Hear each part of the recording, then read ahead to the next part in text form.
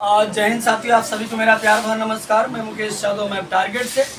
और आज हम पढ़ेंगे कक्षा 9 की मैथ एक्सरसाइज 9.4 का क्वेश्चन नंबर फर्स्ट। यदि हम बात करें तो पिछली क्लास तक जो है वो हमने पिछली एक्सरसाइज यानी कि एक्सरसाइज 9.3 को हम लोगों ने कंप्लीट कर लिया था। और आज हम लोग एक्सरसाइज 9.4 का क्वेश्चन नंबर पहला समझते हैं।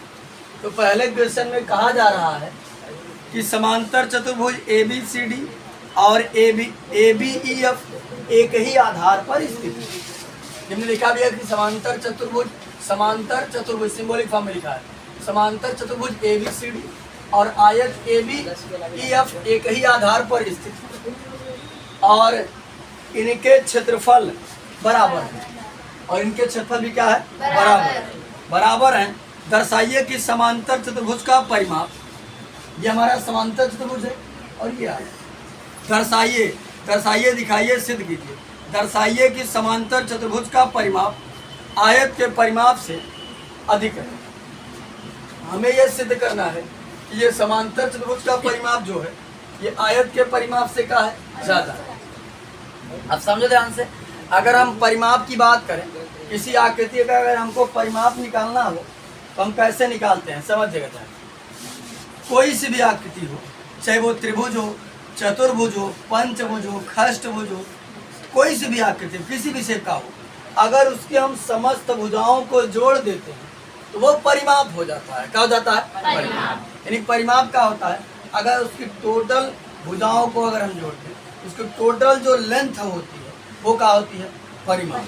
क्या होती है? परिमाप। जैसे इसका पूरा अगर हमको परिमाप पता करना हो, AB, BE, EF जोड़ देंगे तो ये आ जाएगा। इसका निकालना तो AB, दोनों जगह लिख दिया देखा हो, ये ABCD है ना, क्या सर? इसका AB, BC, CD, D है। इसका AB, BE और EF, F। यानी अगर समस्त भुजाओं को हम जोड़ देते हैं तो क्या हो जाता है? परिमाप हो जाता है। तो हमें ये दिखाना है कि इसका जो परिमाप है इसके परिमाप से क्या है? अधिक है। यानी जो समांतर चतुर्भुज का परिमाप है वो आयत के परिमाप से क्या है? अधिक है। ये हमको सिद्ध करना है। तो समझिए, हमने वही लिखा दिया है, समांतर चतुर्भुज ABCD और आयत ABEF एक ही आधार पर स्थित है और इनके क्षेत्रफल बराबर। हमने वही लिखा, ये सेम टू सेम स्टेटमेंट ही है, सेम टू सेम क्वेश्चन में दिया गया है। उसके बाद समांतर चतुर्भुज का परिमाप आयत के परिमाप से अधिक है, ये हमको सिद्ध करना है। ये भी क्वेश्चन में ही दिया है। अभी तक हमने अपने से कुछ नहीं किया।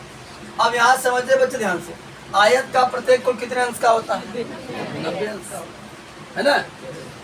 तो आप समझिएगा ध्यान से। देखो, अगर हम बात कर लें AFD में, तो ये 90 अंश का कोण है। अगर किसी त्रिभुज में 90 अंश का कोण होता है तो कौन सा त्रिभुज होता है? समकोण त्रिभुज। कौन सा त्रिभुज होता है?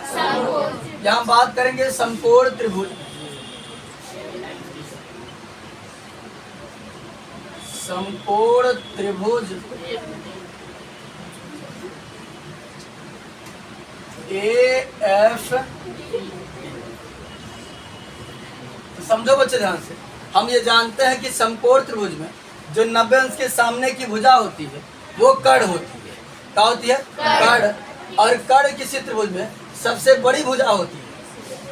कर्ण किसी त्रिभुज में सबसे क्या होती है? बड़ी भुजा। ये जो है AD जो है इससे भी बड़ी होगी, इससे भी बड़ी होगी। ये तीनों भुजाओं में से सबसे बड़ी भुजा कौन होती है? यानी कर्ण AD जो है किससे बड़ी होगी? AF, है ना? यहाँ पर हम लिख सकते हैं कि AD ग्रेटर देन इससे AF, और इसको मान लेते हैं इक्वेशन। उसके बाद बात करते हैं, अगर इधर 90 अंश का कोण है तो इधर भी तो 90 अंश का कोण होगा, क्योंकि रेखा पर कितने अंश कोण बनता है? 180 अंश का बनता है। तो इधर 90 तो उधर भी तो 90 होगा, क्योंकि अगर 180 में से हमने 90 निकाले तो कितना बचेगा? यहाँ ध्यान दो, निकाल सब व्हाइट बोर्ड की तरफ होनी चाहिए। तो हम बात करेंगे समकोण त्रिभुज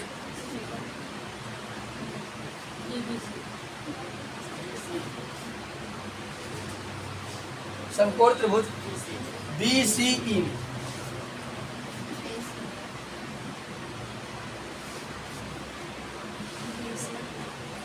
ये देखो, अगर यहाँ बनेगा 90 अंश का कोण, तो 90 अंश के सामने की भुजा क्या होगी?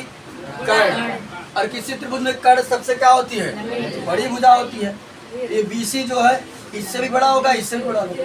BC ग्रेटर देन किससे? BE से। BC ग्रेटर देन BE, इसको हमने मान लिया समीकरण। अब यहां समझिएगा ध्यान से, समीकरण 1 में समीकरण 2 को जोड़ देते हैं। समीकरण 1 में समीकरण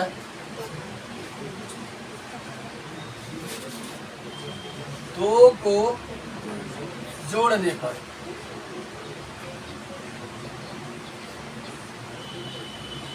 बाएं पक्ष को बाएं पक्ष से जोड़ेंगे और दाएं पक्ष को, इसका बायां पक्ष है AD plus BC greater than AF plus. देखो अभी हमने बताया था किसी आकृति का यदि हम परिमाप निकालना चाहें, उसकी अगर समस्त भुजाओं को जोड़ देते हैं तो कहा जाता है परिमाप। देखो अभी हमने क्या दिखाया है, AD समांतर चतुर्भुज की भुजा है, BC है ना, हमने देखा इसकी 2 भुजाओं को जोड़ करके हमने देखा AF इसकी भुजा, BE इसकी भुजा। हमने इसकी दोनों भुजाओं को जोड़ करके देखा इसकी दोनों भुजाओं के योग से क्या है? अधिक। लेकिन हमको चारों भुजा चाहिए। क्या चाहिए? चारों भुजा, है ना। तो यहां समझो ध्यान से बच्चे, देखो हम दोनों तरफ समान चीज जोड़ देते हैं। जैसे देखो हमने पढ़ा यूक्लिड में कि अगर बराबर हो या बड़ा हो या छोटा हो, समान चीज जोड़ा जाए या समान चीज घटाया जाए तो साइन में चेंजिंग नहीं होता है। जैसे समझिएगा, अगर मान लेते हैं 8 ये जो है ये 5 से तो बड़ा है ना, सब जानते हैं कि 8 5 से बड़ा होता है। हम समान चीज दोनों तरफ जोड़ देते हैं। हमने इधर भी 2 जोड़ दिया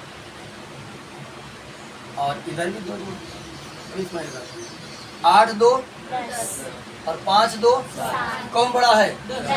ये देखो साइन का जो मुंह था घुमा क्या? तो अगर कोई असमिका हो या बराबर को, अगर हम दोनों तरफ समान चीज जोड़ते या घटाते हैं तो साइन में चेंजिंग नहीं होती। हमने बाई एग्जाम्पल के माध्यम से समझा दिया।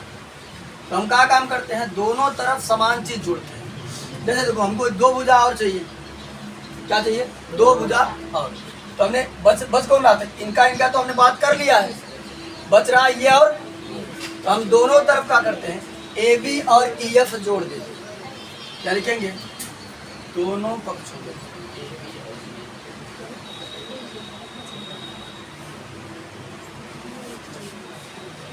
दोनों पक्षों में AB प्लस EF जोड़ने पर, तो जोड़ देते हैं। देखो इधर हो जाएगा AD प्लस BC, हमारे पास पहले से था। जोड़ क्या रहे हैं? AB plus EF greater than AF plus BE, तो हमारे पास पहले से था। जोड़ क्या रहे हैं? AB प्लस, क्या लिखते हो बच्चे? मिटा देंगे थोड़ा समझ लीजिए। चलो यहाँ आखिर में लिख दे रहे हैं, मिटा देंगे। Plus EF। अब समझो ध्यान से, देखो AD देखते हैं किसकी भुजा है? इसकी भुजा है। BC इसकी भुजा है। AB इसकी भुजा है। EF इसकी भुजा नहीं, यानी इसकी 1 2 3 भुजा तो मैच कर रहा है। ये DC नहीं है। आगे उस सकते हैं, AF इसकी भुजा है, BE इसकी भुजा है, AB भी इसी की भुजा है और EF भी इसी की। तो कुल मिलाकर सब कुछ तो एकदम सेट हो रहा है। केवल इस EF को अगर मैं रिप्लेस करके DC कर दूं तो ये इतना चीज जो है इसका परिमाप हो जाएगा और बाकी ये चीज जो है इसका परिमाप तो ये है। ठीक, तो अखिल को बुलाओ। देखो अगर मैं इस EF को किसी तरीके से रिप्लेस करके अगर मैं DC कर दूं, है ना, तो ये इसका परिमाप हो जाएगा। परिमाप भी हमने बताया ना कि अगर उसकी समस्त भुजाओं को जोड़ देंगे तो क्या होगा, परिमाप ना होगा। तो इसके देखो, इसकी 3 भुजा तो आ चुका है, उसका तो 4 भुजा आ चुका है। अगर मैं यहाँ DC कर देता हूँ तो ये इसका परिमाप हो जाएगा, वो उसका परिमाप, और इसका परिमाप जो है आयत के परिमाप से क्या होगा, अधिक। तो समझो ध्यान से, इसको मानना चाहो तो मान लो। इक्वेशन देखो बच्चे समझो,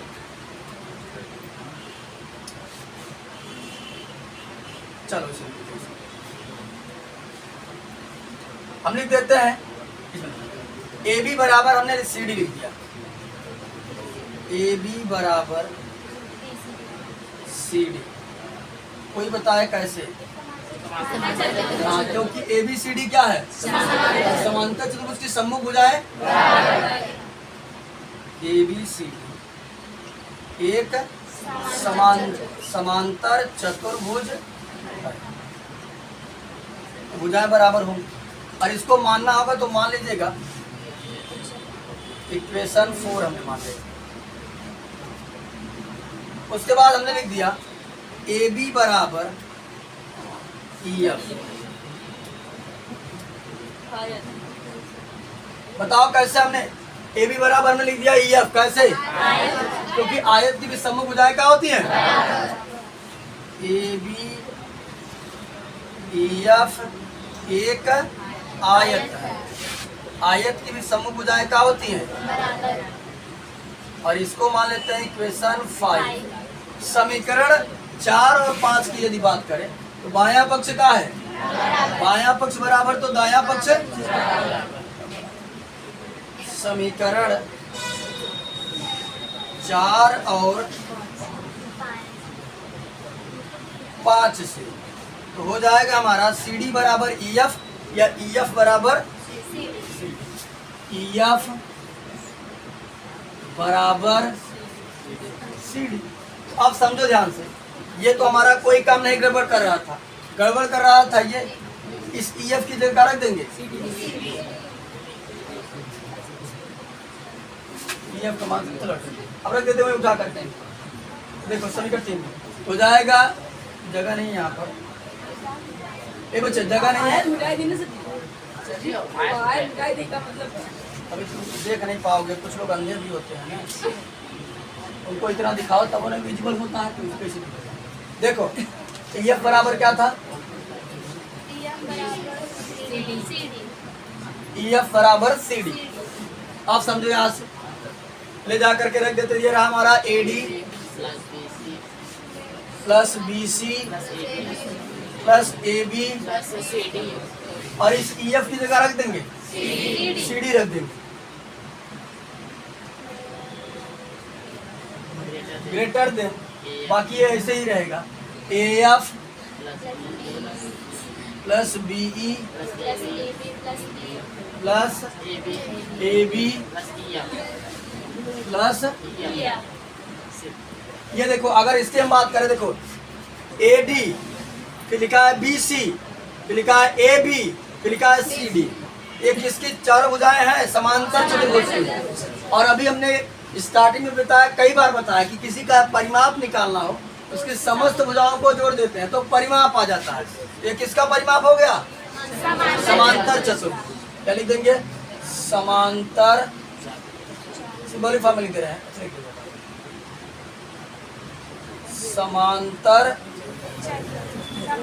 समांतर चतुर्भुज ABCD का परिमाप। आप लोग चाहिएगा तो उसको हिंदी में भी लिख दीजिएगा, हमारे पास जगह कम है इसलिए हमने सिंबॉलिक फॉर्म में लिखा है। ये डबल लाइन समांतर है और ये चतुर्भुज, तो समांतर चतुर्भुज ABCD का परिमाप ग्रेटर देन, ये किसका परिमाप है, ये देखो AF BE AB आयत का परिमाप।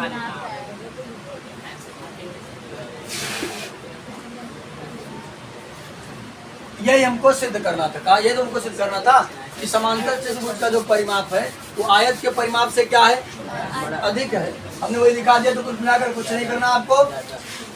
लास्ट बच्चे हिंदी लिख दीजिएगा, आता है समांतर चतुर्भुज का परिमाप आयत के परिमाप से अधिक है।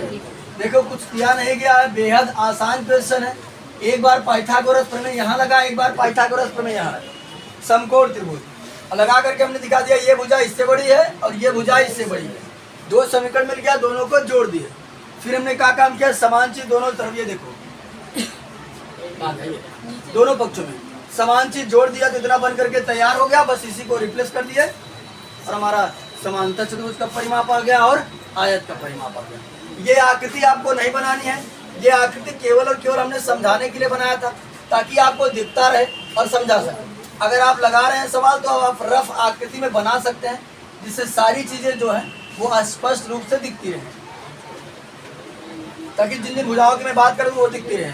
यहाँ बताते थे आप थोड़ा सा कई आकृतियाँ हैं इसमें, यहाँ दो त्रिभुज बन गया है, फिर चतुर्भुज भी है, तो कंफ्यूजन होने की संभावना जो है वो बढ़ जाती है। इसीलिए हमने दोनों आकृतियों को जो है वो हमने अलग अलग बनाया था। ठीक, आज की क्लास में हमने जो है वो एक्सरसाइज 9.4 का क्वेश्चन नंबर फर्स्ट जो है उसे कंप्लीट कर लिया है। बाकी जो बचे हुए क्वेश्चन है उसे नेक्स्ट क्लास में कंप्लीट करने का प्रयास करेंगे। इस वीडियो में इतना ही, बाकी मिलते हैं नेक्स्ट वीडियो में, तब तक के लिए जय हिंद।